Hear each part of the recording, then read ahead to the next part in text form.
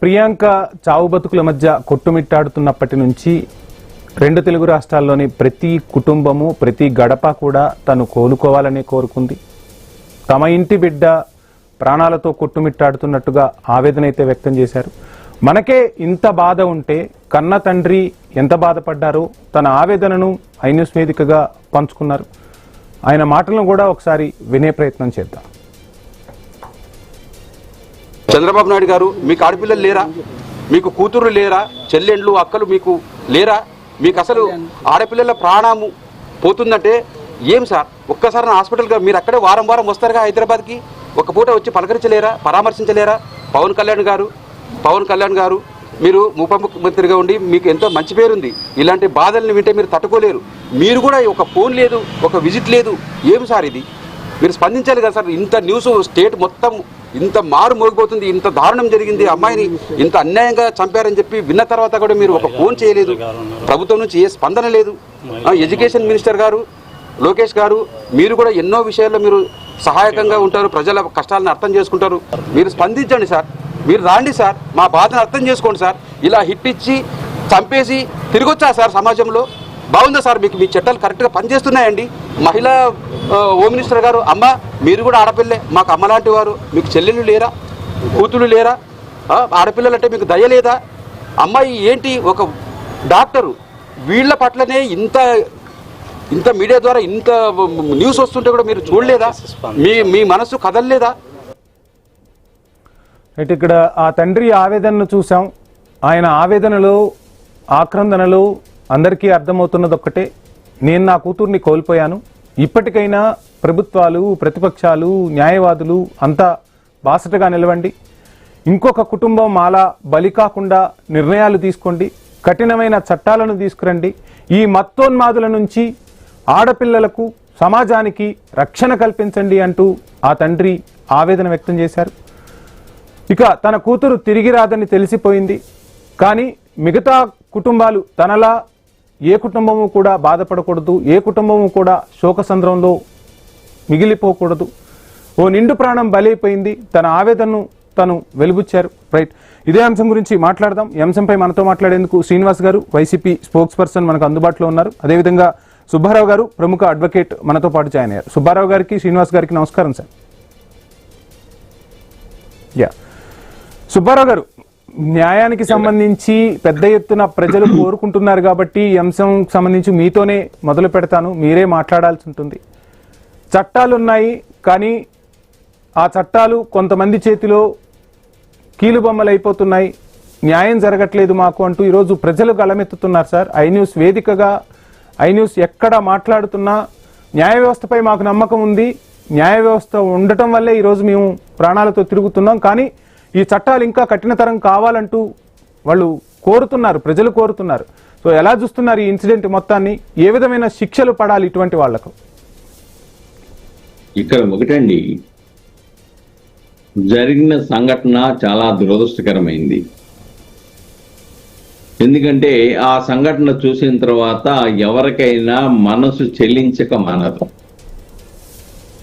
కానీ వాస్తవికతను వెలుగు చూడటానికి ఎందుకు జాప్యం జరిగిందా అనేది ఇక్కడ ప్రజల్లో అనుమానాలు రేకెత్తడానికి దోహదపడుతుంది.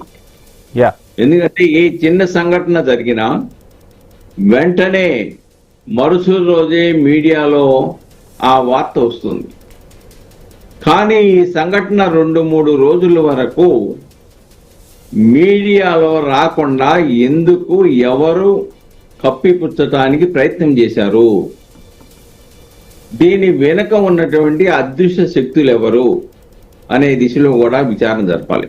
ఎందుకంటే ముందు 125B కింద సెక్షన్ కింద కేసు పెట్టారు. సింపుల్ 41 నోటీస్ ఇస్తారు, పంపించేస్తారు. కానీ వెంటనే వాళ్ళని మరుసటి రోజు ఉదయమే పోలీస్ స్టేషన్కి తీసుకొచ్చారనేది రాజమండ్రి నగరంలో జరుగుతున్న చర్చ. సాయంత్రం వరకు ఉంచేసి మధ్యాహ్నం పలావులు తినడానికి పంపించారు. తర్వాత మరుసటి రోజు తీసుకొచ్చారు. గొడవ మొదలైన తర్వాత 4వ తారీఖు సెక్షన్ ఆఫ్ లా మార్చాడు 110 కింద. కానీ వాళ్ళు మద్యం సేవించి నరిపారనేటువంటి టెస్ట్ నిర్వహించడంలో విఫలమయ్యారని రాజమండ్రి ప్రజలు భావిస్తా ఉన్నారు. కాబట్టి మద్యానికి సంబంధించి డ్రైవింగ్ చేస్తున్నట్టుగా ఆ నేరానికి సంబంధించినటువంటి సెక్షన్ కూడా ఈ యొక్క ఎఫ్ఐఆర్ లో పెట్టినట్టుగా ఎక్కడా కనిపించడం లేదు. కాబట్టి అలాగనే అనేకమైనటువంటి ఆరోపణలు వస్తున్నాయి. ఆ స్టేషన్ హౌస్ ఆఫీసరు ఏదో బేరాలు కుదిరాయని కొంతమంది, లేదు దీన్ని మాఫీ చేయడానికి ప్రయత్నం చేశారు, ఈ సఫలీకృతం కాకపోవడంతో ఇది వెలుగులోకి వచ్చిందని కొందరు చెప్తున్నారు. కాబట్టి రకరకాలుగా చెప్తున్నటువంటి ఇటువంటి పరిస్థితుల్లో రాష్ట్ర ప్రభుత్వం సరే వాళ్ళ తండ్రి గారు ఆవేదన విన్నాం, సరే స్పందించింది. ఎవరైతే ఇచ్చేశారో దాంట్లో సక్రమంగా విచారణ జరపాలి, ఆ నేరస్తులు పోకుండా ఉండాలన్నారు. ఒక 20 లక్షల రూపాయలు ఎంతో ఇచ్చారు, వేరే విషయం అది. కానీ ఇక్కడ జరగాల్సింది ఇటువంటివి పునరావృతం కాకుండా ఉండాలి అని అంటే ఎవరైతే ఈ కేసులో విచారణాధికారిగా ఉన్నాడో ఆయన కాల్ డేటా రికార్డుని పరిశీలించాలి. అలాగనే పోలీస్ స్టేషన్లో సీసీ ఫుటేజీలు పరిశీలిస్తే వాస్తవాలు తెలుస్తాయి.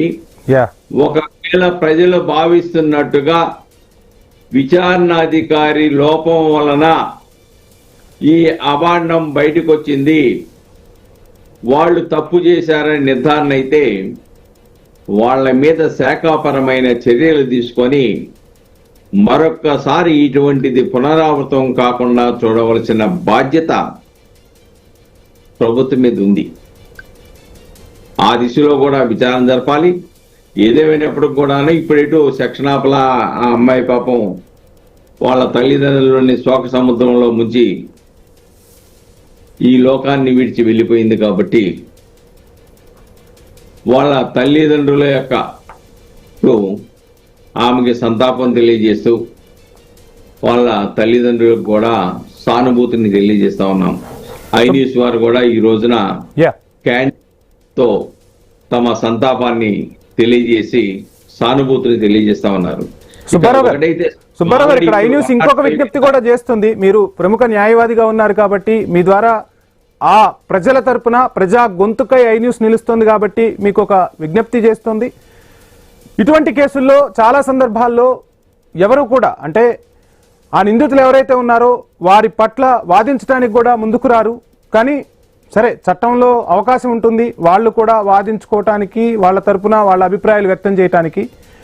కానీ చట్టంలో ఉన్న లొసుగులను అడ్డం పెట్టుకొని కొందరి వల్ల నిజమైన వారికి న్యాయం జరగట్లేదనేది కూడా ప్రజలు కోరుకుంటున్నారు. కాబట్టి న్యాయ వ్యవస్థపై ప్రజలకు నమ్మకం కలిగించాల్సిన బాధ్యత మాపైన మీపైన ఉంది. కాబట్టి ఎటువంటి నిర్ణయం తీసుకోబోతున్నారు మీరు?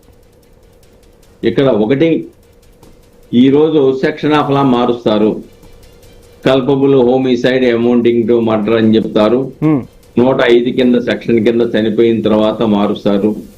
సరే, ఓ 10 సంవత్సరాల వరకు శిక్ష పడుతుంది. అయితే ఇక్కడ ఉండాల్సింది ఏంటంటే, మనం గతం అనేక కేసుల్లో చూసాం, విచారణ ప్రాపర్ గా కనుక చెయ్యకపోతే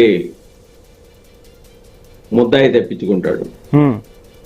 ప్రాపర్ ఇన్వెస్టిగేషన్ సక్రమంగా విచారణ జరిపి ఎటువంటి ప్రలోభాలకు లోను కాకుండా ప్రత్యేకంగా అవసరం అనుకుంటే ఒక అనుభవం కలిగినటువంటి పోలీస్ అధికారిని వేసి ఈ కేసుని నిష్పక్షపాతంగా విచారణ జరిపి ఛార్జ్షీట్ దాఖలు చేయవలసిన అవసరం. ఇది కూడా మనం చూసాం, కలకట్టాలో డాక్టర్ గారు నైట్ డ్యూటీ చేసి రెస్ట్ తీసుకుంటూ ఇలాగనే ఆమె మీద అత్యాచారం చేసి హత్య చేసిన సంఘటన చూశాం. దాంట్లో కూడా విచారణ సంస్థలో వైఫల్యం చెందాయి. వెంటనే సుప్రీంకోర్టు జోక్యం చేసుకొని సిబిఐ విచారణకు వేసింది. విచారణ సక్రమంగా జరిగింది. 5 నెలల్లో ముద్దాయికి శిక్ష పడింది. ఈ కేసులో కూడా త్వరితగతిన విచారణ జరిపి వెంటనే దానిలాగానే కేసు సత్వరం విచారణ జరిపి ముద్దాయిల దోషులకు శిక్షలు పడే విధంగా త్వరితగతిన కావలసిన చర్యలు ఇటు న్యాయ వ్యవస్థ అటు ప్రభుత్వం తీసుకోవాల్సిన అవసరం ఉంది. ఎప్పుడైతే త్వరితగతిన నేరం చేసిన వాడికి నేర నిరూపణ అయిన తర్వాత శిక్షలు పడితే ఇటువంటి సంఘటనలు పునరావృతం కాకుండా ఉంటాయనే విషయాన్ని ఇక్కడ మనం గమనించాలండి.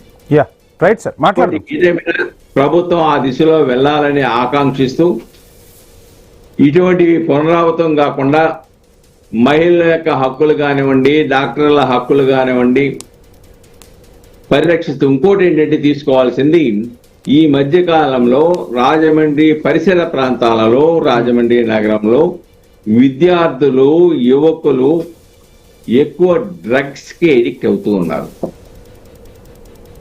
గంజాయి, కొకైన్ లాంటివి కూడా విస్తృతంగా ప్రొఫెషనల్ విద్యార్థులుగా ముఖ్యంగా ఎక్కువ మంది తీసుకుంటూ ఉన్నారు. అటువంటి వారి మీద దాన్ని నిరోధించడానికి కూడా ఆ దిశలో కూడా దృష్టి పెట్టేసి చర్యలు తీసుకోవాల్సిన అవసరం అయితే స్పష్టంగా ఉందండి. రైట్ సుబ్బారావు గారు, మళ్ళీ వస్తాను మీ దగ్గరకు. మీరు చెప్పినట్టుగా ప్రజాస్వామ్యంలో మీడియాకు ఒక బాధ్యతను అప్పగించారు, 4th పిల్లర్ అంటారు. ఆ